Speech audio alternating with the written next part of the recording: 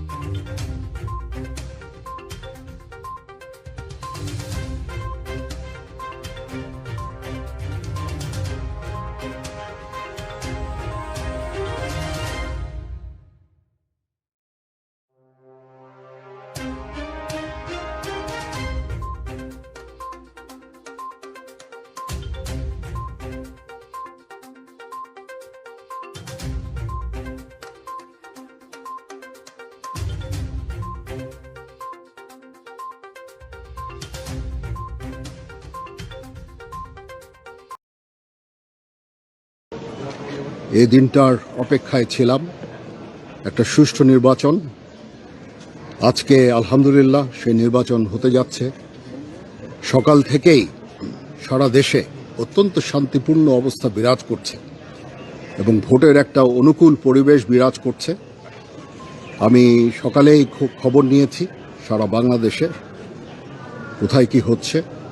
আমার কাছে যে খবর সেটা হচ্ছে যে অত্যন্ত শান্তিপূর্ণভাবে নির্বাচন চলছে। আমি সবাইকে অনুরোধ করব, সম্মানিত ভোটারদের অনুরোধ করব, আপনারা নির্ভয়ে আপনাদের বাসা থেকে বের হয়ে পোলিং স্টেশনে যাবেন এবং আপনাদের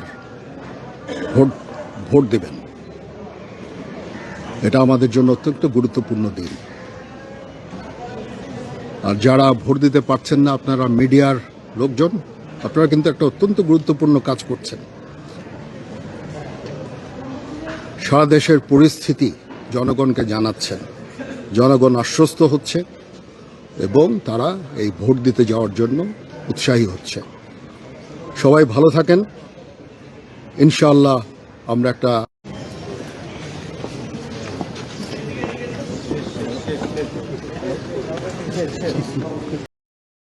ঝিনাইদহ 4